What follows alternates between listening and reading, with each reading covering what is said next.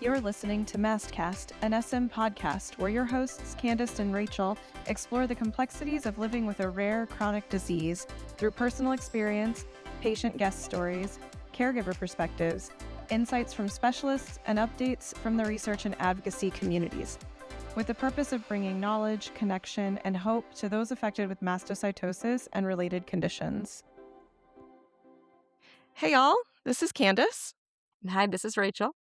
And you're listening to another episode of Mastcast, an SM podcast. And today we are so excited because we finally have another patient joining us.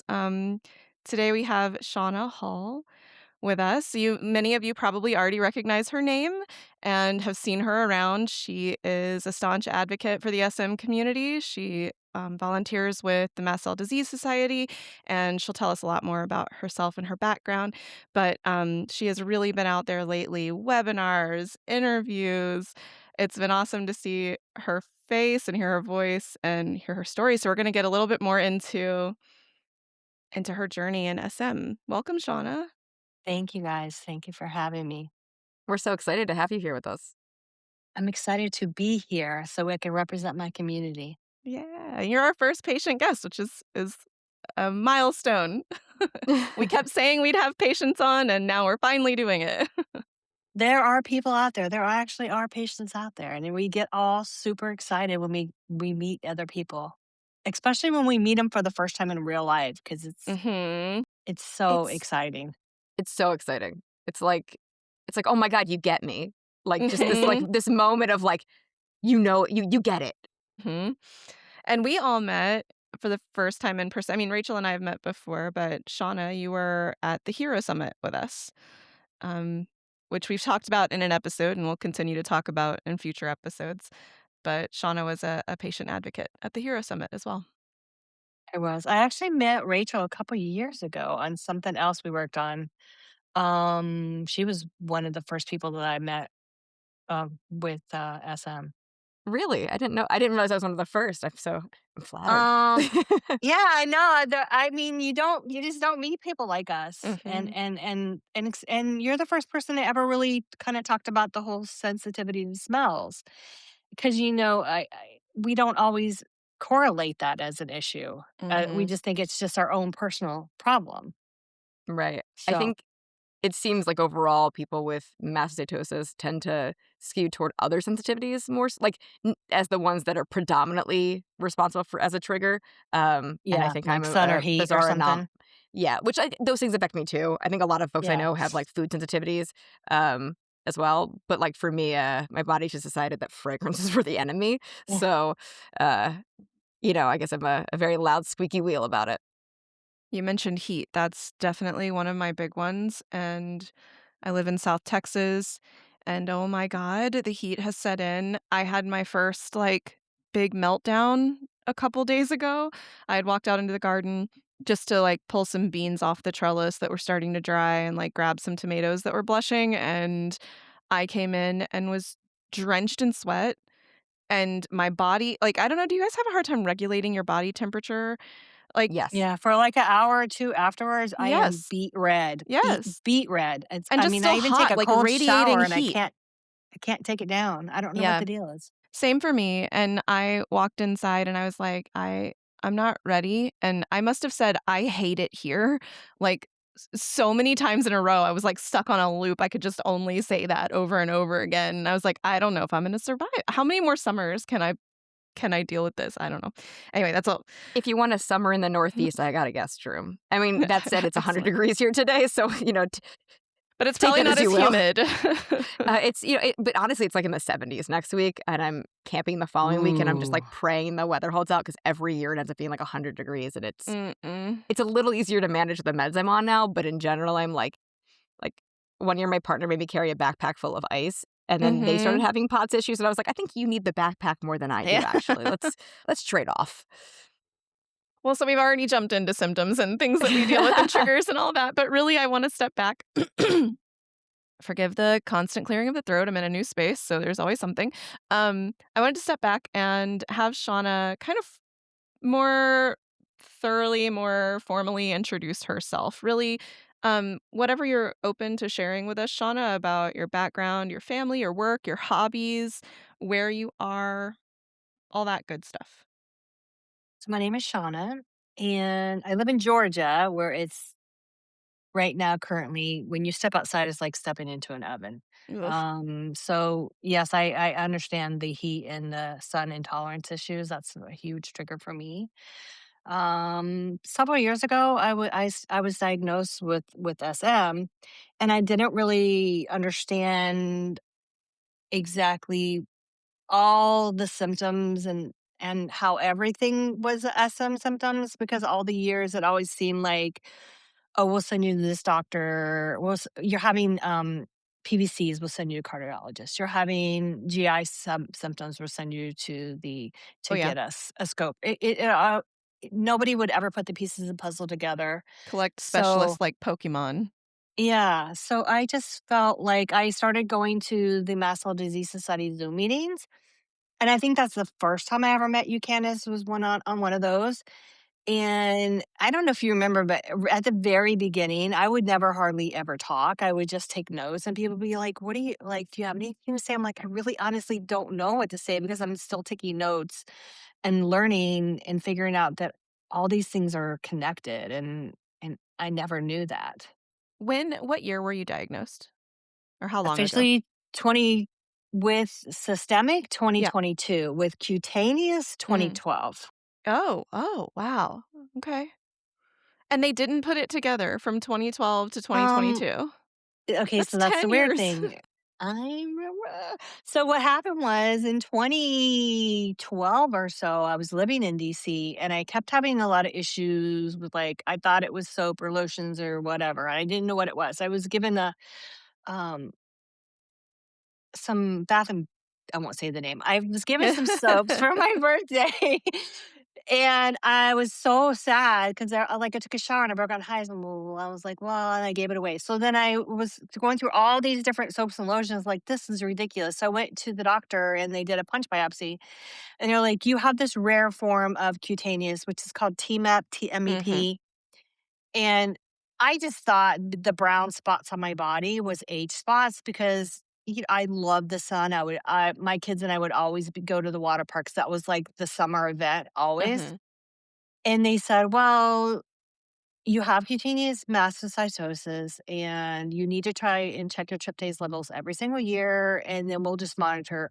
At that point, they told me a number that I need to be worried about. And if I ever got to that number, then you would worry about that. Well, I would go to the doctor every year and I would ask them and they would say, what is that? And then they had Ugh. to look it up, right? And they would oblige me and they would do it, but then nobody would follow up with that. Like, why draw a lab if nobody's reading that freaking lab, right? So then they would just do it for me. Well, at in DC, because the military medical health is all intertwined all over the world, there was a doctor in DC that was making a database of high tryptase patients, be it a family member or anybody in the US military, because when you are married to the military, you have no rights. But it was great because he actually saved my life. So he had found my numbers because the labs go to Walter Reed, and it came up, and he called my doctor and said, "I really need to talk to your patient. I think there's something wrong, and I promise you she has SM." Shauna, I had no idea this is how they found your SM. It was a pure accident, pure accident. Just a random doctor. Wow. A He random was doctor building a tracking database. tryptase. What? So what's so wild about the story is my diagnosis story is like almost the same as yours, where like I got diagnosed with cutaneous first, and then that doctor knew to like check my tryptase, which was elevated, and then I got sent to I have a unrelated clotting disorder, so like they sent me to the hematologist I already had who did the bone marrow biopsy, and I got diagnosed within like 2 months because of it.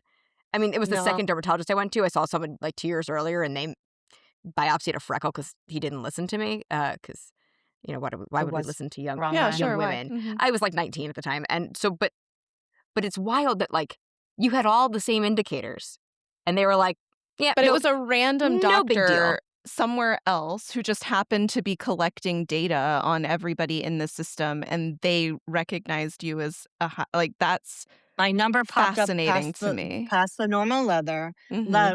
level. He works at the NIH also, so he was doing data Mhm. or doing clinical studies, and that's how he found me. And so then within 4 weeks, my husband and I are in a car driving to DC 9 hours Oh my god. to do a bone marrow biopsy, a ton of labs, like literally 15 vials, a Mhm, DNA mhm, testing. Um, they test for the D8, V816, the alpha tryptophan. You name it, they tested it. They did DEXA scan. mhm. They did a full body scan. You name it. I got it all happened. It was like MD Anderson kind of thing. Like the whole day I spent doing all this. And then one of the last stops on that trip was meeting the hematologist. And the hematologist comes in and he says, "Well, I don't think you have SM. And the odds of it are pretty low because it's so rare." And I looked at him and I said, "You know Ugh. what? I'm going to take that bet. I'm going to Mhm, bet that you're wrong because my doctor is an expert in this disease. And I promise you he's right." And I just wish I would have taken that guy's name down. So I would mhm, love to say and talk to him now because he was 100% wrong. mhm. Well, I mean, now the kind of accepted, assumption is that if you're an adult with cutaneous mastocytosis, you have a plus 90% possibility of having systemic. It's it's more rare for you to not have systemic mastocytosis if you have cutaneous as an adult than it is to only have cutaneous as an adult, if I that makes Yeah, also sense. I am learning that. I am learning that. And I've been really advocating that because there's so many people out there that are just clueless and they Mhm, think it's like me. They're like, "Oh, it's age spots." My generation loved the sun and we would be out mhm, all day long and it was just something that we did. I also am just floored that they diagnosed the cutaneous correctly, that your tryptase was elevated. They did the test, and then no one bothered to, like, I don't know, literally Google. right. Like, you don't even need, like, you don't need access to, like, specialty software or a medical degree to do a basic Google search that says, A plus B, does it equal C? And the answer is yes. And they were just like, they just shrugged at you, basically. Wild. Well, I'm appalled. I think the connection is that that was dermatology, right? They just do the punch biopsy and then they tell you your diagnosis. And then what you do with it or how it goes from there is like your problem. I don't I Mhm, know that I noted that at that time they said, this is what did they say? It was like I think they described it as like an autoimmune disease or something. And I did a little research, and back then in 2012, there wasn't really a lot of groups that I could find online. And mhm, I'm always been working full time, and so I didn't have a lot of time to like. And I was raising kids, and my husband was military intelligence, so he was gone a lot. So like I really didn't have mm, any like me time, free time. Mhm. So I didn't really delve in it because they assured me, "Don't worry about it. And I quote them, "It rarely turns into systemic." But that's 2012. Okay, so then 2022 we flash forward, and after the bone marrow biopsy, my doctor and we sat down for like 2 hours, and he did a full like life story all the way back mhm. to my second born. And when he was born in 1999, I was pushing my daughter and him down the street, and I just blacked out, and I had to go to the ER. Oh my god. He at that point pinpointed, I think it went all the way back to 1999, and then all these different things. Because every year, about once a year, my husband would always be like, "We can never go out to eat because you always end up in the hospital with food poisoning." It No. wasn't food poisoning. Mm-mm. It's It was anaphylaxis. anaphylaxis for Anaphylaxis. something that I was eating, and then I would end up and several times I know in DC, I was in the hospital for, like, 3 or 4 days. Again, here locally, I was in a hospital 3 or 4 days. They did all the labs. They couldn't figure out why I was sick. All they knew is that, my white cell was off the charts. I was having a reaction to something, but they couldn't figure out what. So they Mhm. just blanket was like food poisoning. Everything was always blamed on food poisoning. Like, how is that even possible every freaking year that I would end up in the hospital with food poisoning? You'd either have the worst luck with Mhm. restaurants in the I whole know, like, world. that's what I'm saying, Yeah. like and what really, like, irritated me the most was, like, seriously, like, everybody in my family's eating pizza and crap, and I'm eating salad. They're like, You're "It's right. because you're eating salad, that's why." How My dare god. you eat healthy? Obviously, that's the Ah, issue here. it But if was you were like eating crap, they would blame that on why you Oh, didn't yeah. feel well too. So it's like it's yeah, such a yeah. catch-22. So And it it's so was tricky about the healthy anyway, right? I put that yeah, in quotation marks yeah. because it might be like a standard idea of healthy, but I know for me, weirdly, I'm extremely sensitive to it's a chemical in lettuces and things like that, Salicylites? that not salicylates, so I don't have a salicylate sensitivity, but they basically induce an opioid response in me. I will get Ooh. extremely sleepy and sluggish after a big salad because lettuce has a chemical compound that reacts or can cause people to react like an opioid. It's a very so it's like, okay, These are Oh, healthy, so but interesting. that is but I really also cool. wanna Like, pass like out. turkey, right? Like when you eat turkey, it makes you Yeah, tired. yeah, yeah. That's fabulous. Yeah, yeah, I have a big salad and then I wanna pass out. But also my body doesn't process raw vegetables. So everybody's like, "Oh, raw and healthy," but if I eat an apple, I wanna die. Like, I can't eat a whole apple without having such extreme stomach pain that I feel like I'm gonna throw up or I feel like yeah, anyway. It's very interesting how we react to food and then trying to pinpoint what foods we're reacting to. So when you were eating that quote unquote healthy and having salads and all that, did you figure out what the ultimate sensitivity was?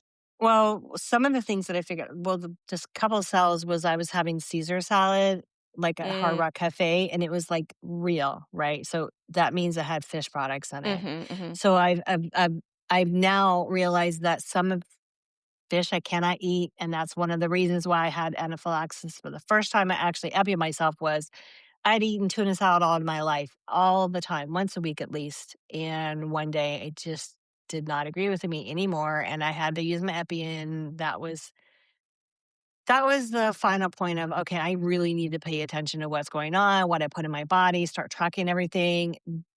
I haven't touched tuna since then, I'm too Sure, scared, I wouldn't want to either. just different things like that and alcohol.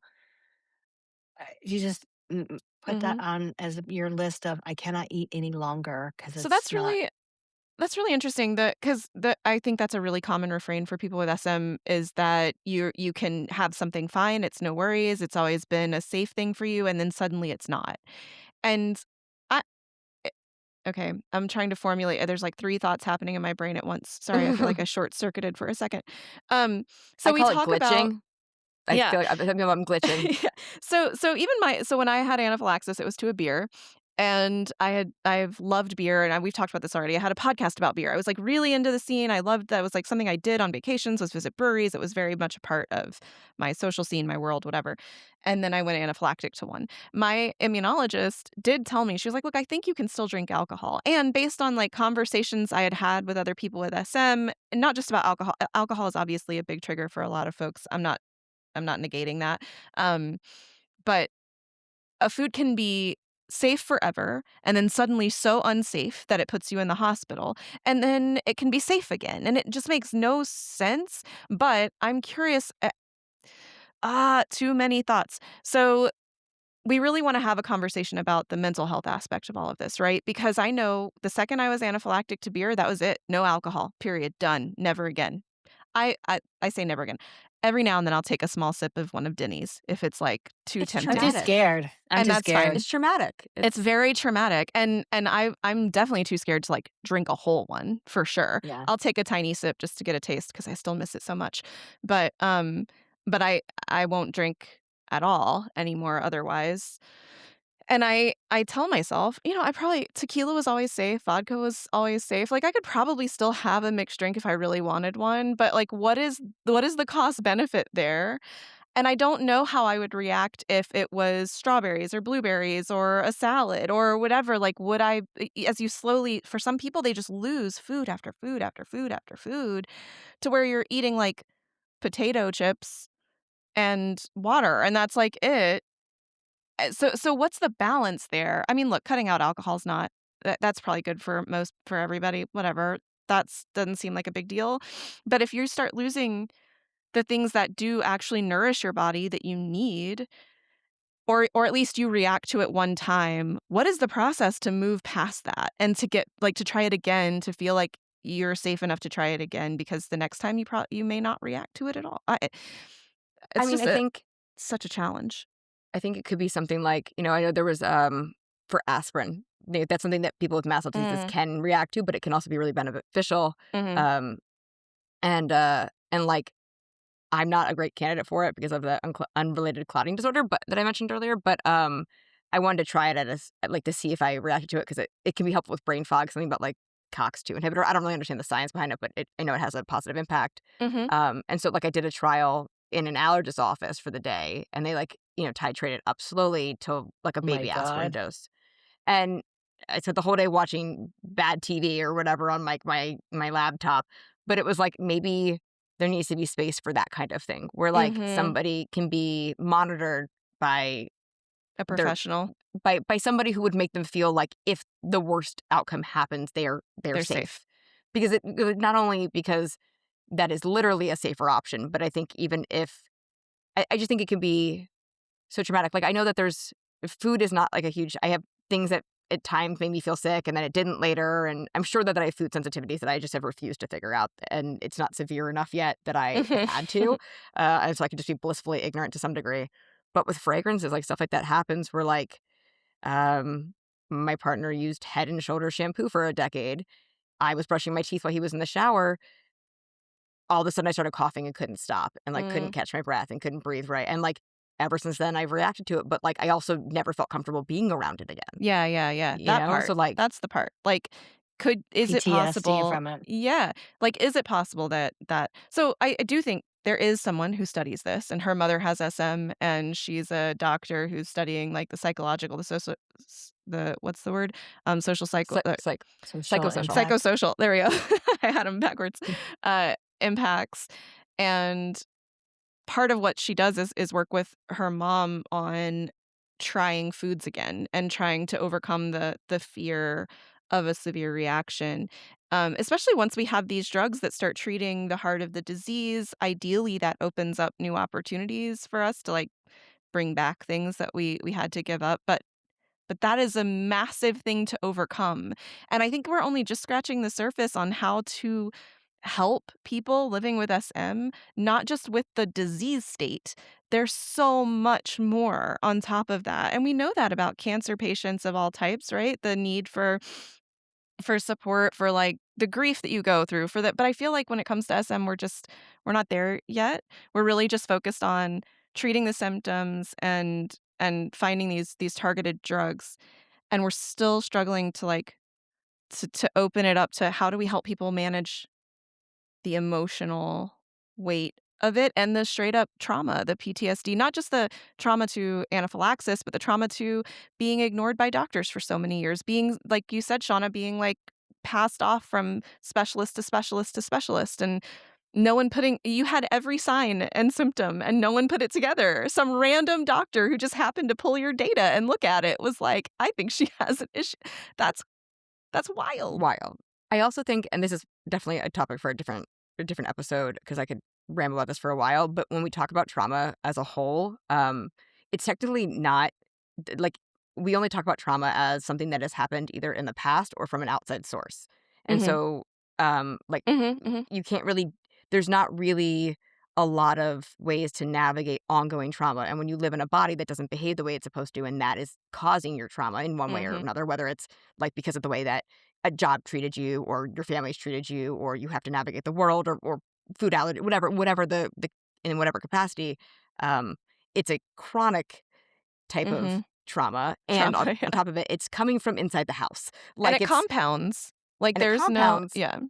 and there's no way that, like, as far as I've found, and like half the people in my life are therapists just by coincidence. And so like when I'm talking to them about it, like there's not really a lot of discussion about how to treat ongoing trauma that's still happening. There's like it's usually like there was a bad thing that happened, even if it went on for a really long time. You're now out of that situation. Now you're navigating how Mhm. to kind of come back to yourself. But people who are chronically ill or live with something like this, it is an ongoing thing. There's no getting away from your own body. Yeah, yeah. You know, Yeah. there's no taking a step back or being able to distance yourself or being able to have like that kind of perspective. And I think that that is a whole big issue, not just for SM, but for like chronic illnesses as a whole that like Mhm. should be happening and isn't. Totally. At some point, I'm sure it will. So let me But jump in on that in regards to trauma. Mhm. So 2012, cutaneous, right? 2018, I'm in my garage. One of my hobbies used to be, redoing furniture. Mm, I was in the garage and I was reaching up to grab a chemical and lost my balance. And I was so fearful of that chemical landing on me and like literally eating my mhm. flesh. Yeah, yeah, yeah. I'm Oof. holding it like this as I fall back. I break my hip and my femur. Oh my goodness. So I'm 49 Oh in my god. 2018. That's all it was. I literally fell in the garage, broke my hip and my femur. Ambulance takes me to the hospital, Oh emergency my god. surgery. I have a rod all the way through my left femur and my hip to put because my at that point my hip and my leg were not attached anymore. They were hanging. Yeah, yeah, yeah. Ugh. So for the next year, 18 months, I was going to physical therapy. I was taking medications. I was taking bone density medications. I was taking uh what is it, Mobic or whatever, that kind of Mhm, medication mhm. that you would take for arthritis. And Arthritis, I mhm. kept saying every time, so every painkiller they gave me, I would wake up in the middle of the night in a pool of sweat, Mm. and I would put a stack of towels next to my bed before I went to bed. Now, mind you, I had to learn how to walk again because my leg was not attached to my body anymore. And I had this somebody came into my house. They would help me learn how to lift my leg up out of the bed and get the muscles working again. And then I got graduated to a walker, and then I could finally go back to work. So I had this towel next to my bed, and then when I would wake up in a pool of sweat and be having all these issues, itching and everything, I would just get up, lay a towel down, and then I'd go back to bed, right? And Man. nobody could figure out, like, I was having anaphylactic issues because I was allergic to the medication that they gave me, right? The Well, you pain know what? meds. Those mimic so what you're describing to me also sounds like perimenopause or menopause, like the hot flashes in the Yeah. middle of the So night, they the itchy discounted all skin, that. that's the God, that's such a challenge, like, it's such a challenge. Even with my doctor who's an SM specialist, kinda convincing I have to, like, convince him that I'm in perimenopause because so many of the symptoms are the same as SM. I know I am because of many other reasons, but, like, I had to convince him of that. Like, I know that these are SM symptoms, but they are also symptoms of this, and I need to treat that too, so that we can rule it out, so that we can say, "Okay, now" so it sucks because it's so hard to put those puzzle pieces together. Now, I will say, you already had cutaneous, you were being tested with your tryptase. This is years after your cutaneous diagnosis. It's just like, And someone then they should have been never, putting this even after together. I broke the major bones, like Yes, that's yes, one of the biggest criterias they say is, yes. has the patient broken any bones? Yeah, And still nobody put the pieces of the puzzle together. And I kept exactly. complaining and saying, and the biggest problem when I would go to the doctor all the time is like, you don't understand the bone pain. Like the pain is so It debilitating. is rough. I cannot function. I can't sleep. I can't walk. I can't do anything. And they kept sending me to physical therapy, and I'm like, "Yeah, I know I gained It's not weight because muscle pain. I've been immobile because I've been in the bed for 6 weeks, but, like, there's no way that it never helped. How can I spend $5,000 in physical therapy and nothing helped?" Because it's not Also, coming from your muscles, Exactly. it's coming from inside the house, as Rachel said, the from the way very that we bone blame marrow. weight for Ugh, I anything, it's so unhelpful. As a Like, fat Yeah. person, it's the most exhausting thing you could possibly imagine because every single time I walk into a doctor's office, not every single time, my current physician, like my PCP has never, not once ever mentioned my weight or anxiety. But she's maybe the very first person. she sounds like a hero, honestly. For real, She for real. but, like, it's a double-edged sword too, because like, I've been 50 pounds heavier than I am now, and I've been the weight that I am now at different points in the last, I don't know, 10, 12 years, and I think, I think there's also a conversation to be had around, the way SM can cause weight gain. Like, Mhm. there's been times where I will suddenly put on 10 30 pounds. pounds, baby. I have not done anything differently. The amount of exercise, I mean, are my eating habits great? No, I have like raging ADHD and I forget to feed myself. And sometimes ice cream is a perfectly acceptable dinner. You That just said, need I some mostly fats. eat pretty healthy and I get a lot of exercise because I don't sit still very well. And, so whatever. And then going on certain meds have just magically the weight just fell off. And I think a lot of it was inflammation. But like my doctors don't take me seriously when I say that because I think I'm just Yeah, being like a vain, you yeah. know, 30 something year old.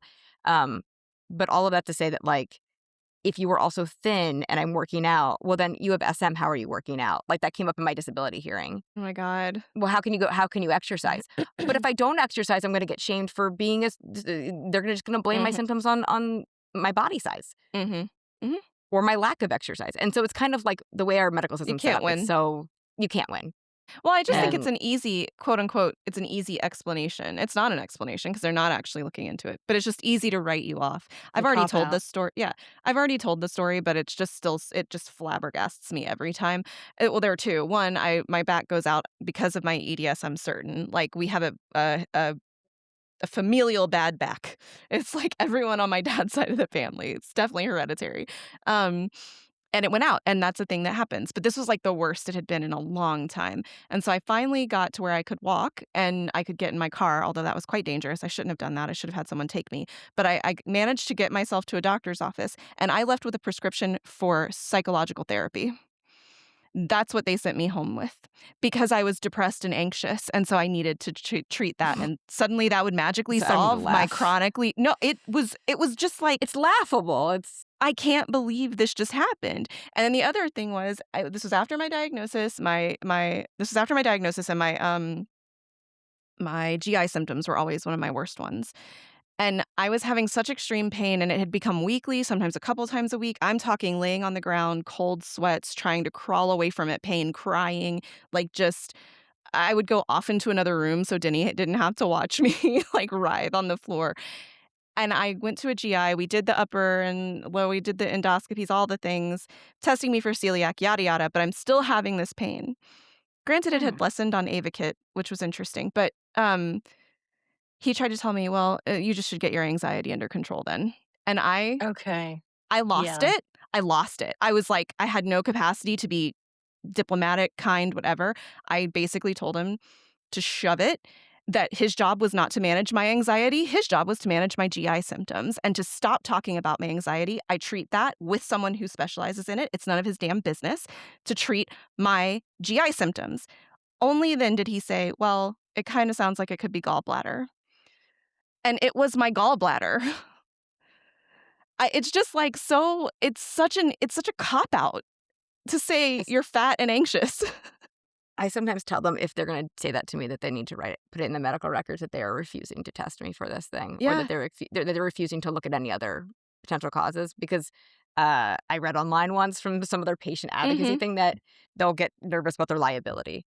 Yep. Um, all No, that it's to a say, we're smart. clearly, like, talking to Shauna way too much, Sorry. I because we're know we're talking going on and on. we're also off topic, but I wanna hear more about No, Shauna. I mean, But no, like that's a very valid point that she's talking about because I feel like the anxiety angle has always been used.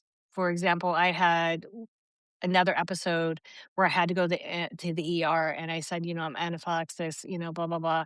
And the ER nurse was basically saying I'm having a anxiety and then it's not really anaphylaxis because I didn't present like anaphylaxis. And he wanted to Mhm. argue with me. And then when I went back into the back, and then the doctor comes in, and he's like, "Oh, they go through oh, you have this. That's really rare. Are you sure Are you you have sure? that? Oh Are my you sure god. you're diagnosed with SM?" That's I'm really like, rare. yeah, that's my favorite. It's really rare." And I was You like, must No "Well, be I will." shit. wrong because it's rare, not, "Oh, look, wow, somebody has a" you Yeah, because it's rare. It doesn't mean nobody has it. Right. yeah. So I was like, Somebody has to have it. "I didn't have a bone marrow biopsy for fun, so I'm You're pretty right. sure that's why." Right. I was like, I Like, could have but made then I better got plans to for the my point. Friday. I don't know. It's just Well, I'm really lucky in the fact that my doctor, because I live 9 hours away, I have the capability. He gives me his own personal cell phone, and so we're texting back and forth, and he's like, "You need to get your trip test. Tell them I want A, B, and C. This is what you Mhm. need, and I have my binder, and this is what you need."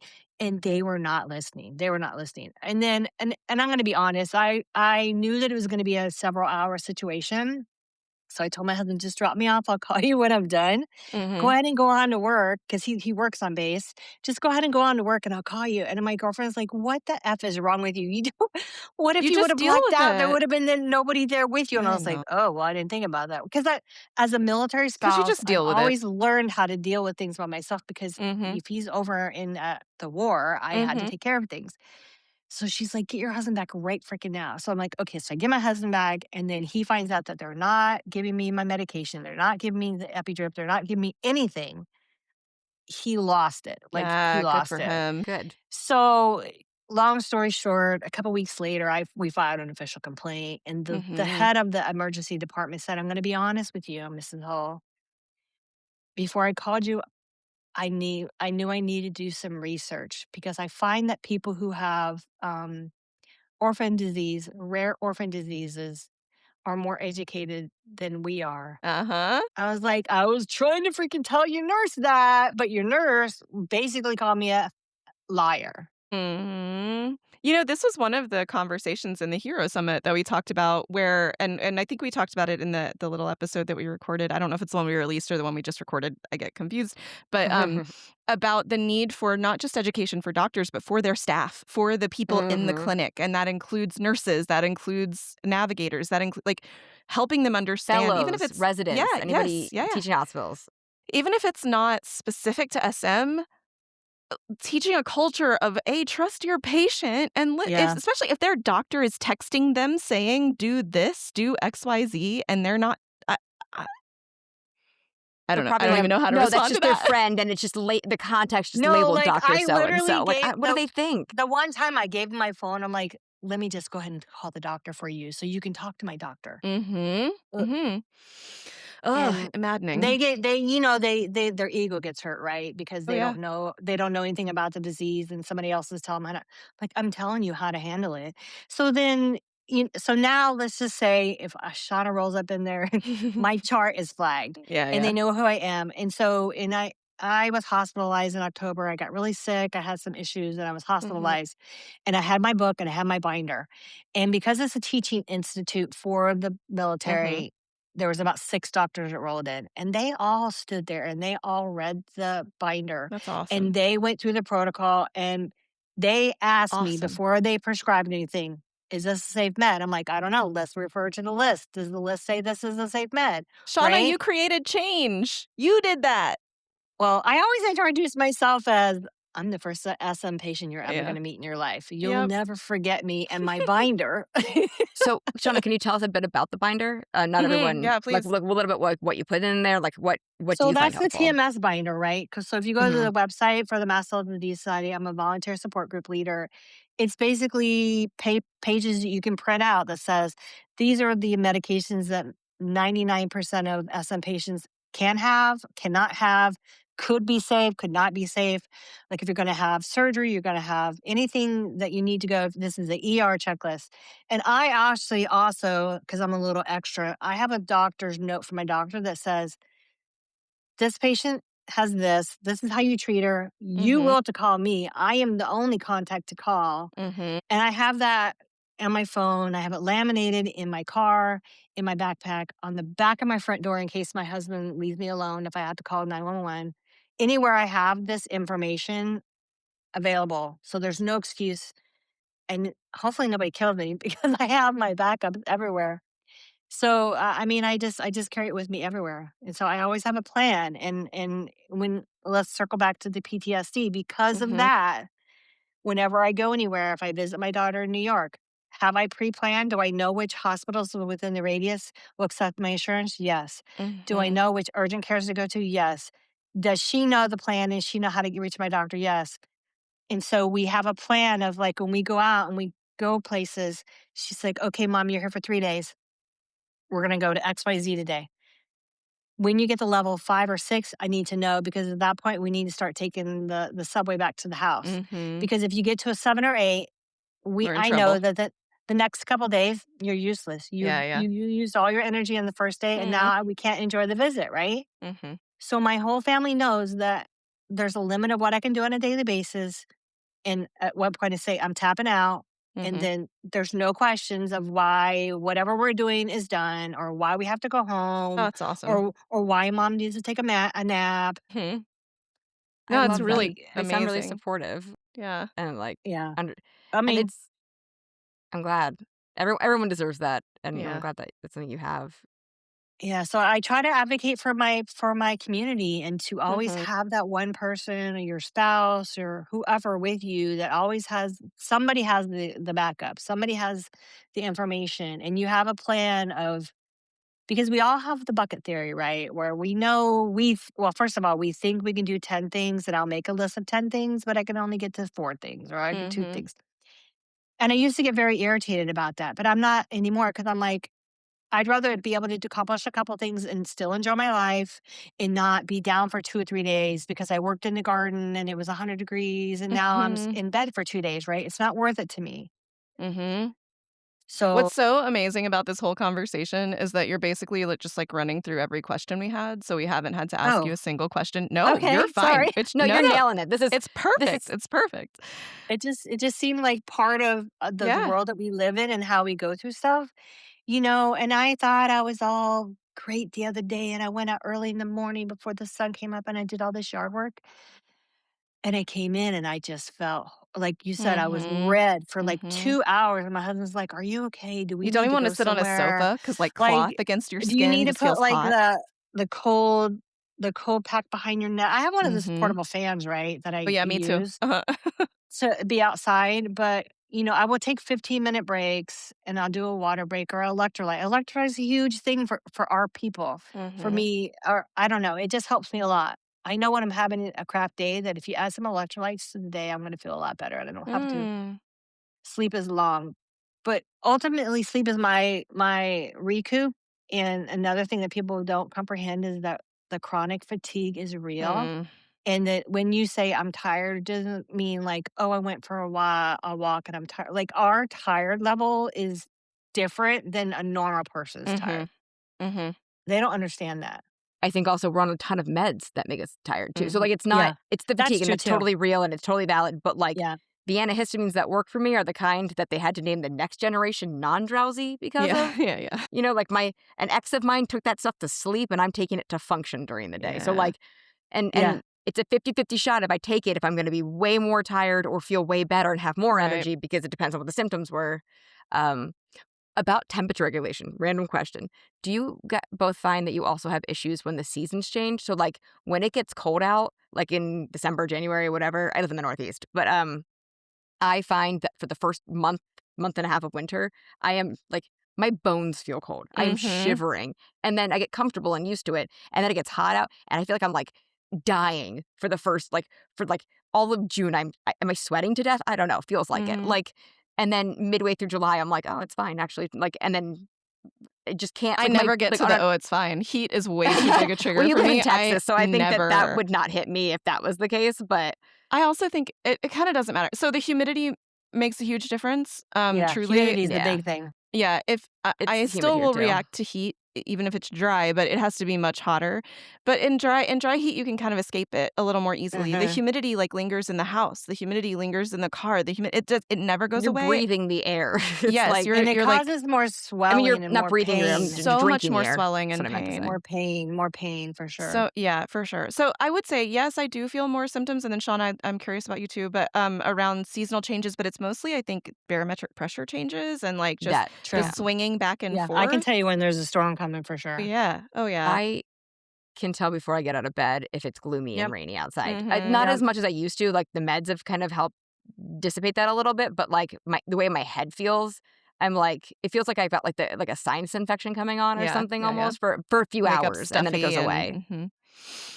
yeah, I same. enjoy the cold. I actually enjoy the cold. We went into New York in December, and I love that because the humidity is gone in the colder weather. But I do have the flip side of I d I don't know what the deal is in the winter in New York. It kind of I don't know if you have Raynaud's like where my feet I and do. my feet they turn purple and have blisters. I get that too, and it's only when I I go up north like that. I have so it's gotten worse every year, but I have Raynaud's. I just like I it's gotten to the point where like I couldn't go. It was a really cold day, and I had to go fill my tires up with air because obviously when it gets cold, they Yeah. they lose pressure, and I like couldn't. I got through 2 tires and gave up, and I was like, "You know what? This is a future me problem." My hands were so cold, it was so painful, and, like, Yeah. I've also noticed that, and I don't know if it's related to the SM or not, but, my skin gets so dry, and I don't know if it's from poor circulation or what, but Yeah. I put lotion on 100 times a day, and people are like, "Oh my god, you need lotion," and I was like, it's almost like you don't realize I put it on 7 times a day, and it turns out Yeah. I've got pretty bad eczema on my hands in the winter, and had Yeah. to just find, like, the right cream that helped, but even then, it's like if I don't put it on, like, every day, it's just instantly comes right back, and I th I we only have one body. I kind of assume it has to be related to some degree, um Yeah, I find that it's weird because I don't have issues with, like, blisters and stuff, but whenever I go up north and it's cold, I get blisters and the purple feet and the cold, I get all that. Like, and I'm bad because I'll push through. We're out doing stuff and we're walking, and I'll secretly go in the bathroom and, like, put Band-Aids. Now, mind you, I'm allergic to every freaking Band-Aid that there is except for one brand, right? So I carry that with me, but I just wrap my feet up and just keep going because that's just the type of person I am, but 'Cause also, like, what yeah, else are you gonna do? You're like, like, I'm not gonna ruin my time with my daughter that I same. get once a year, sorry. I'm the same way, but, I don't get the blisters on my hands. I do get, they will crack and bleed really fast, and they get to the point where it's so painful, like, I'll have to come back inside. Hand warmers are my favorite thing. I've Mm, tried the reusable ones, I've tried the single-use ones. Obviously, the reusable ones are better for the environment, but you have to boil them, and yeah. I'm a little lazy sometimes, but, I leave, like, extra hand warmers in my car. I had to get a new car a few months ago, and my favorite, I was like, "Listen, it's a stretch thing, I don't have to have it. I don't like fancy cars, I think they're, like, that's just not my thing." But I was like, "If I could get a heated steering wheel, it would revolutionize my life." Oh, that Um, would be awesome. I mean, I don't need it in Georgia, but I love the heated seat, I'm but I gonna live in say that. Pennsylvania, and I was like, "This is" like, I think I only turned it off, like, when it got into the 60s, like, it was Oh my just god. Living I in mean, yeah, it's Texas, different in PA. I'm generally, like, I tend to skew warmer than I do cold most of the time, but my hands are like, it's like I have icicles attached. I used to flush really badly, and I would use my hands as ice packs to, like, on my same, cheeks Mm. to cool 100% same. like, I still do it. My hands are like, they feel like Mhm. icicles right now, Mine are always but I colder. was like, "Oh, it's like a" I was like, "This is both an inconvenience and a built-in feature." So, you know, That's I guess it's hilarious. a silver lining of sorts. Well, so we're kinda Okay, talking so about accommodations and stuff, and Shauna, you mentioned some of the things that you do, so you love to garden. I'm also a gardener, and I really appreciate Same. that, and when it Candace's gets garden is stunning. to I've seen pictures. when it gets to be the summer, it's less stunning, I promise. It looks already pretty bedraggled, but, I just can't be out there for very long, and I'm really trying to figure out, like, how do I still really want to do the gardening, and I'm always learning how to plant in a way that allows me to not worry as much in the summer about them. They'll handle the heat or they'll handle a little bit less water or whatever. But you mentioned like taking breaks and having the neck fan. I have one of those too, which is helpful. Like I need to buy some of those towels that are supposed to stay Mhm. cold, I when have you put that them too. on. So I'm Same. I'm curious, not just in gardening, but around your hobbies, the ones that you are still trying to do and that you might struggle with. What are some of the accommodations that you make for yourself to make that more possible? Did I That's a completely good derail the previous conversation and No, no, the Well, actually, I think it's a part great that you were direction. starting? I mean, well, there's I like feel like for we've all come up with so gardening, many life hacks, over the years, good to I've hear them. discovered with like, for example, for the gardening, that the whole hand watering situation is no go. So, like Mm-mm. several years ago, my husband and I together in the spring before it got hot, we set up a drip system with a little Mhm. timer thingy so that I don't have to go out there and water anymore. And it literally is more efficient because it only drips like 1 gallon an hour kind of situation. We did the So same. yeah, so we did that, and then I used to do a lot of vegetables and stuff, but it's just, like, too much work, so I only want something that's gonna come back every year, Mhm. um, and I will only go out in the morning. I will set my phone or my watch alarm for an hour. I put my belt on with my little, waist belt with my EpiPens, my phone, Oh, you're you smart. I name don't go my out with my emergency EpiPens. bed, my water bottle, and I set my alarm for 1 hour, and then I have it, like, 15-minute breaks or whatever, and then my husband always is like, "Alright, you've reached your max, you need to come in," but, like, Mm. I set alarms because I lose sense of time. Yeah, of course. I don't listen to my body because Mhm. I'm so happy to be outside that I wanna keep going outside. and I will sometimes push myself and then I suffer. Ugh, I So, relate to this so much. Yep, I have to set alarms for ditto. well, I mean, let's go into the brain fog. So I had to set alarms for everything because I will forget, like, "Oh, I put laundry in the washing Yes, machine," right? Or I never walk away with cooking by any means, but, like, go check the sourdough in an I hour do, but or that's go check the ADHD. whatever in an hour or what I mean, so I do that only in the spring and the fall. I do gardening. I I can't really do it in the summer unless it's, like, 6 o'clock in the morning. And then when it starts getting hot, my new hot, I just start, like, watercolors. I like to paint watercolors or Oh, whatever, that's just nice. very I love calming and watercolors. just kind of just it's not as easy as it looks, let me tell you. It's so no, It's I have an not. art degree, and I think watercolor is one of the more challenging, like, mediums, personally. It's Sure. like it's a tricky one to learn. It's a big learning curve, but Well, so it's fun. it sounds like you've adopted new things that that work for this Something I can moment in do in time. my house, that's Yeah. where the air conditioning is, so I've honestly I had to mean, do the same. I used to always go to the pool all the time, but, I mean, after I broke my hip, my husband and I would go we make a habit of, like, Sunday mornings to go before the sun would hit because we have a neighborhood pool.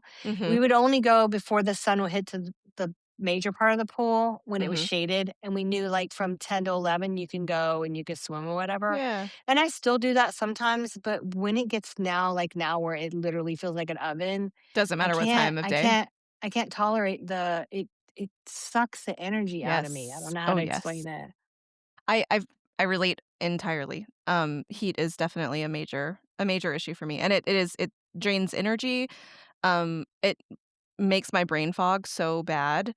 I start to, like, feel like I'm slurring my speech, and I can't put, like, 2 words together, like, I can't find words or names, everything just becomes so much harder to do, and I'm physically exhausted, and sometimes it'll make me flat out sick, like, I'll feel really nauseous, I'll feel really, Yeah, like, that's true. lightheaded, but I like since being on a medication like a TKI, I did find, at least for a while, that I would recover faster, which was nice. Like, I could go out, I could get maybe a little too hot, and then that before the TKI would have meant that I'm done. That's my day over. And now Yeah. it means I can go inside, I can cool off. It might take a couple hours, but I'll regain some function when I didn't before, which has been nice, but I'm not sure. I don't know if it's just because it's so much hotter and more humid, like, every year just seems to get worse, or if It it's is. just an advancing of the disease, or if it's, like, I don't know, but I'm not feeling quite the same rebound as I used to. Maybe it's age, maybe who knows? I don't know. There's, like, a million complicating factors, but I think that's a sense of you get more sense once you start taking a TKI, you get more sense of freedom because I used at the beginning, my husband wouldn't and my son, when he was still living here, they were so fearful of the diagnosis that and me anaphylaxis and having to take him to the ER that they wouldn't leave me alone at all. And one of them would be here at all times. So then when you start feeling better once you start taking TKI, then you kinda get reckless. Well, I wanna say reckless. I always like to go to the farmer's market on Saturday just to see what's going on, what arts, or crafts, vegetables, whatever. mhm, And I remember driving one day and I'm almost there, and the old me would have been like, "Oh my god, I gotta go back and I'd switch purses because it was springtime. mhm. And I would have been in full panic mode, and I would have been like, "I need to go back. I have to have my EpiPen or I could Mhm. die," right? And this I was like, "You know what? I'm gonna roll the dice." But I think I'm okay with it, and I did, and I still enjoy my and I didn't, like, hurry back like, "Oh my god." Yeah, I yeah. didn't live in the life of fear. Yeah. I got a little bit more comfortable, and the longer you have the diagnosis and the more that you realize what your triggers are, then you realize what you can push, You what you can can't manage. push. Mhm. I mean, I'm always gonna carry my emergency, like, antihistamines or whatever, Yeah, and I never advocate to not epi ever by any means, but sometimes we know that we can take the emergency med and buy and be ourselves some okay. time and not have to stab ourselves because the old protocol used to be epi hospital. Like, who wants to Mhm. spend all my thing is, like, I don't have 6 hours of my life, and I don't wanna be there because you're already feeling horrible, and then you're there for 6 hours agitated because they fill you And with then the all these epi makes drugs. you feel horrible afterwards. There's, like, a And I feel hangover like from it. some of the medications that they give you once you have that reaction, For me, I don't know what the deal is, but it makes me really agitated. Do you guys get that? Mhm. Yeah. Yeah, I like, have actually antsy, like, never in your epied, skin. but Yeah. I can't take, like, a I used to take, like, Advil cold and sinus when I would have a severe sinus infection because it would help with the pain a lot, and it was just a really effective drug for clearing my sinuses and stuff, but I couldn't take it at night because even though it's an antihistamine, it would amp me all the way up, and I would just not sleep very well. So some Yeah. I people have can some. have adverse reaction to stuff. Like, I know that there's, like, I think it especially happens in kids, like, Benadryl can have, like, an adverse effect and Yep. make them more Mhm. hyperactive. It does that Oh, to my yeah. sister. Mhm. But My daughter. I think my experience has been so different than both of yours because I have not been like, I go into anaphylaxis, but I've never been in anaphylactic shock as far as I'm aware, or at least I've never used an Well, EpiPen. it's I don't that know. difference that Dr. Abbas was talking about between reaction, which can be multi-organ system, and then, like, that anaphylactic shock. Yeah. Right. I Yeah. have So more, like, chronic symptoms mhm. than like, I know there's people who go not everybody, but there's people who go into anaphylactic shock, and they might have not have any symptoms in between these, like, massive allergic Mhm. reactions. Mine are more like I have them all the time, but they don't I think it's a lot of it's the medication and the way I manage it and, all the things I've done to whatever. I suspect that at this point, if I wasn't on any meds, I would probably go into shock because of the way my symptoms have, like, started Progressed. Yeah. escalating so much. Um, but, like, I also do similar things, Shauna, like, of, like, because I got to a point where, like, I would run into somebody wearing fragrances, and sometimes I would be okay the next day, and sometimes it was, like, a week or 2 later. Like, I just it Mhm. couldn't I was, like, okay-ish in the middle, but, like, couldn't function very well. Um, and, like, now I go camping, and as I said, it's like, I'm gonna be camping in 2 weeks, and the last 2 years I went to the same event, it was somewhere between 90 and 100 degrees every single day, and I kept camped in a tent without air conditioning. I could have never done that before I was on a TKI. My stomach alone would not have allowed me. I mean, it's like a nice campground. There's, like, bathrooms and showers and stuff like that, Yeah. Even on a but even TK, I still, can't it's do that. just I Me too. but the heat, like, I think the heat here might be a little bit different than it is in Texas. Like, I've Yeah, been yeah, yeah. outside in Texas, and I think I've gone there, and I think it was there in July once, and I was like, "I'm never leaving the indoors." No, Um, you don't. You really just walk from air-conditioned space to air-conditioned To space your and hope it's car. not a long walk. yeah, I usually do stuff like that here too, and that these camping trips are kind of an exception to it because it's, like, otherwise pretty accessible to my allergies. And so that's why I got into camping is, like, fragrances are hard on me and Mhm. outdoors is easier. But, like, it's just it's nice that it's opened up, even if they look a little bit different, like, open up new avenues. It sounds for, like, Mhm. all of us in different ways. I mean, I would love to be able to do that, but for me, I don't know about you guys, but for me, when I get any kind of mosquito bites or whatever, I literally still have a scar from like 3 weeks ago. Like I get, So many antihistamines, they don't even yeah. welt up. Oh my god, I get like scars. They're like huge. They like Oh, man. reaction is ridiculous. Like, Do I you have don't any I hardly comorbidities? react to them at all. I know that there's some comorbidities like, and not that you have this, like EDS, there's, like, certain types of things that people who have I've learned recently that or at least I read anecdotally that people with EDS have, like, more severe reactions to mosquito bites. Like, I think that there's certain other comorbidities that might, um, maybe I don't know. I just worsen thought that, but I I just used to have assumed it was terrible all of reactions us. to them. I I either my blood is so toxic from all these medications that they're You just would not imagine, interested right? Like, why anymore. would they even want to be I'm involved like with I'm our like blood? I've gotten a few tick bites recently because of, where my partner lives, and luckily Oh, I that's found them. scary. I I walked to my car and found a tick on my leg the next day. Like, Oh, I wasn't even in the grass or anything. Like, I wasn't so it's just I usually slather myself in the stuff because I live on a farm, and the ticks have just been really, really bad this year. But luckily I haven't found them all. I think I've had, like, 4, but I found them all within, like, an hour or 2. Um, all that to say that, like, why are they biting me? My blood is so toxic. You don't want this. you would imagine, but they don't. They still love me, Leave me obviously. alone. Well, I want to acknowledge because we're kind of as we always do, we're running up on time. I know Rachel has a heart out, and we're getting close to that, and so I want to make sure that we're just mindful. Yes, But please. yeah. So I wanted to first acknowledge Shauna. It sounds like you have an amazing support system. It sounds like your husband Yes. and your son. I mean, that's so sweet that they didn't ever want you to be by yourself because I do know when you first get that diagnosis, it's like, what do you do with this? I struggled with that like well, I was living my life before. Why would I Mhm, change it? But now I'm, like, mhm, so hyper aware of the things I'm doing. mhm. And at first, I really thought that my reactions were causing the disease to progress. So I had, like, kinda confused degranulation with, But, like, like, you're, like, trying to calm yourself proliferation. so you wouldn't have a reaction, but in reality, it's the disease causing the Yeah.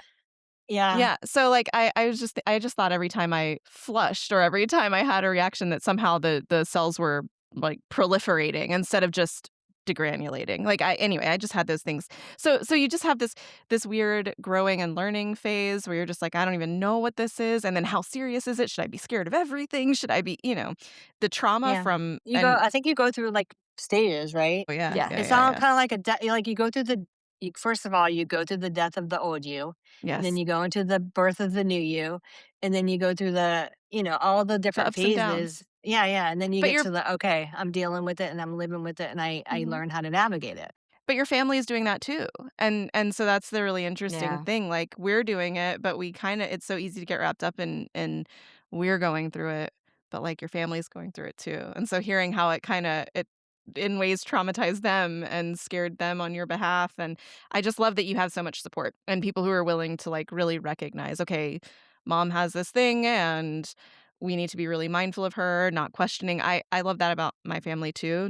Denny never questions me. If I say I'm done, we're done. That's it. And he'll tell me beforehand. "You just tell me when it's time and no questions asked." That's huge. That allows you to build that new you, that new life. I've always And you know what I wanna say is we deserve that. Yeah, We so yeah. deserve Yes. that, and we 1,000%. don't never should feel guilty about that, Yes. and if anything, I've learned to advocate for myself 100% more than I ever would Mhm. before. Mhm, mhm. Yeah, Same. this disease teaches you that for sure. You don't really get a choice because there's gonna be some weird True. thing that you gotta advocate for. Like, listen, I used to be one of those people who, like, I would have trouble sitting in I'm one of those people who have to get up and pee all the time, and so, like, when I go to the movies, I don't wanna sit in the middle of the row because I don't wanna disturb anybody by getting up and going to the bathroom, and so, like, I sit on the end, and, like, I just hate inconveniencing people, and then I became, like, so allergic to fragrances that I have to ask every person whether, like, we're Mm, close or it's a casual interaction to accommodate me, and you know what? Boy, it was, like, kinda being thrown into the fire as far as learning to advocate for yourself, but yeah. it's been, like, a really that's not how I would have wanted to pick that skill up, but I'm glad that I have it, period, you Mhm. know? And it's a hard And skill to I navigate because it's a fine line between you're seriously pissed off and how do I get this across that they can understand and not they actually get insulted by that, like, "How dare you?" kinda thing, so that's a very hard thing to navigate, and sometimes I will just give up, like, it's not worth it 'cause you can't make people care. Yeah. I find Yeah. I just spend a lot less energy on those people, like, that tells me a lot about Yeah, what, like, is 100%. this someone I'd even wanna spend energy on, like, as a person? Like, Yep, even if I didn't have these allergies, is this someone that I would want to interact with? Like, yeah, you're right. it's like It's the equivalent true. of, like, being rude to a waiter. Like, I don't really like, when I see people doing that stuff, I'm like, "I don't think we're the same kind of person." You know, like, if you can't have like, basic human kindness and decency, we're probably not on the same wavelength. Um, Yeah, Yeah. and for me, true. that's part of it. Well, Shauna, you have been a phenomenal Thank you. guest. This has been a Thank great you. conversation. Yeah, when can we have you back on here? I know, I was gonna say you have to come back. I mean, I love that people can hear the normal interactions and the normal conversations, and, I listen to all your other podcasts, Oh, and thanks. I've made several comments about how a lot of things that you talk about, I've already experienced or my community has experienced, and we do have a lot of similarities, a lot of us do in the SM community. Mhm. Yeah, and I think also there's a lot of similarities and then that we are all so different too, and I think the Yeah. more that we can see I feel like you've had a very what I this I don't I'm not saying this in any kind of dismissive way, but I think you've had a very classic example of what SM does between the bone issues, the multiple anaphylaxis episodes, the cutaneous, like, all the things that lead up to it. I Like, feel how like many your red flags and story nobody saw it? yeah, like, I feel like your story really Also, your plays out story of not as getting wild. diagnosed also seems really on par with things I've Yeah. heard from other people. So I'm really Yeah, I grateful that you're open and I'm really grateful for all the work you're doing in the community in general. You've done especially lately. I see you everywhere and I love it. I think it's really Mm, awesome. I appreciate that. Can I just add one thing is that what Yeah. happened was, I think early on within the first year or so when I started taking over the support group for TMS, I had a young girl come in and she was recently diagnosed, and she was probably about 24 years old. And when she was telling me how she got diagnosed and it took less than a year, and I was like shocked, right? First of all, I was shocked. Mhm. Then I was excited that somebody actually figured it out. And then I was sad because I was like, "Oh Yeah. my god, this poor lady has like a long life ahead of her." And then I felt to the point where there's so many differences between my 20-year journey, her 2-year journey, other people's 10-year journey. Mhm. I felt at that point, I felt the need to advocate more for us to Mhm. bring attention to our disease because there's no way somebody should ever have to endure what I did and go through Mm-mm. 20 years, Mm-mm. 20,000 other diagnoses, breaking bones, high tryptase, cutaneous, and Mhm. nobody ever getting a clue.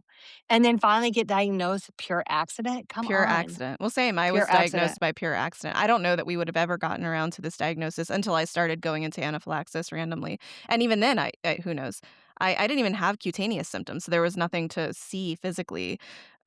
Yeah, It's it's a also And just so wild. it's like the doctors are not listening to us. And so we just need to tell people you need to advocate for yourself. We need to, and there's a group that we're in that there's a poor lady who's going through the diagnosis right now. She Mm, already has cutaneous. Her doctors refuse to give her epi. Like, what so the wild. heck? Mine did too. Like, My first hematologist refused to give me an EpiPen, even though I had the diagnosis, and he wouldn't prescribe what me is an going on with EpiPen. people? I don't know. It's really I don't wild. know. So But I know that that I we just feel like we need to advocate more. And I so I'm trying totally my best.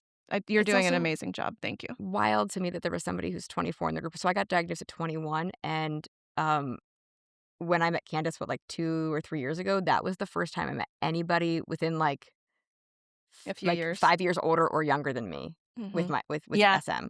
I Yeah. like, It's usually in the older people last like in me in their 40s or 50s do they start getting diagnosed. Mhm, Yeah. And and well, if getting somebody diagnosed would at have been paying 21 attention was in wild. 2012, maybe I would have been diagnosed, but we won't go Yeah. there. Yeah.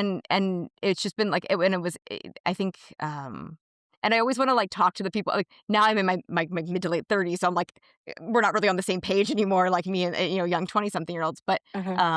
but I always wanna, like, reach out because I'm like, well, 1, because I can't remember how old I am, and 2, because, because I'm like, I don't know, I'm just, like, a kid who pays bills, but, like, just, like, it was such an isolating experience not to ever meet anybody who was my age. So, like, I'm so glad that there's so much more support now than there used to be, and there's, Oh, yeah. Oh, I don't yeah, think social TMS used to media have, is like, a so fabulous couple for that. of Mhm. when I got diagnosed, there was a couple of in-person ones that came up every few months, and there was, Mhm, like, I think it was, like, 2 years after I got diagnosed at the first TMS conference, and that's the first time I met somebody with SM, and it's just, mhm. like, I'm so glad that people are having better and different experiences now, even though it's still, like, totally challenging to navigate, especially when Mhm. you're young and everybody in their 20s still thinks they're invincible. It's kind of socially was an interesting thing, but I'm, like, really glad that folks like you can run support groups and be there for all these people who are learning to I mean, navigate what we're going through. I So I as we I I don't learn everything by myself. I mean, Oh, it's community for sure. I still attend the other group with Candace every other Mhm. week. So Mhm. like, I listen to the people in that group and learn, and I will talk about those in my group. So I'm always Mhm. attending the other groups. Well, not all of them. I I haven't gotta start done doing the that. one lady from Hope. You know what I mean?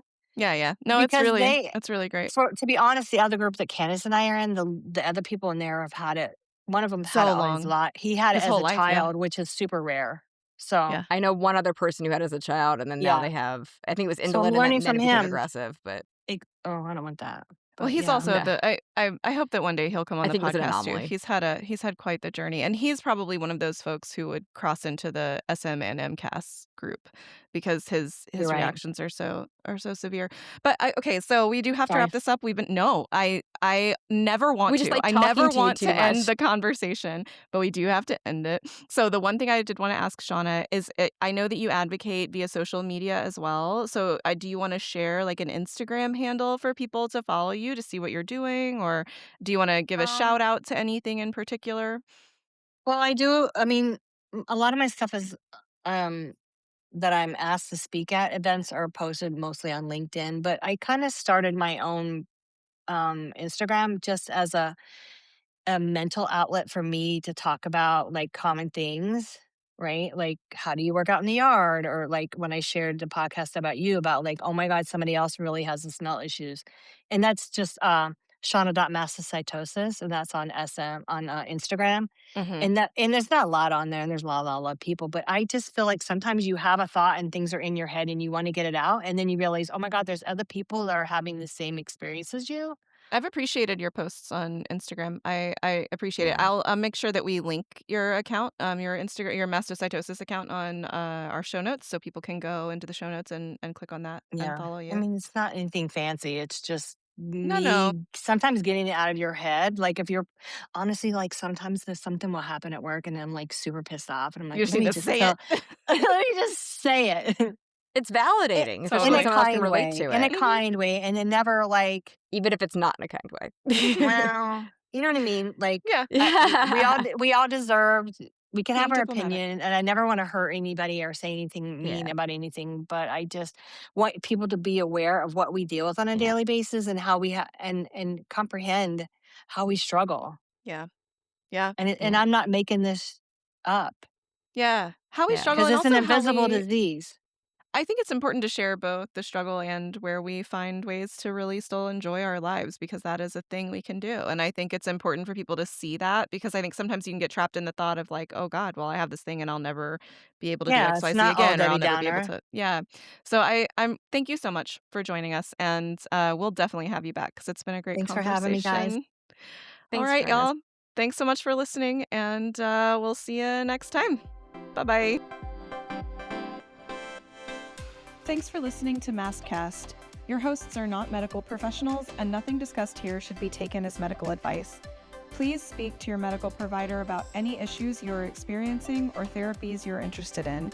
If you have any questions or comments, please email us at podhost@mastcastpod.com.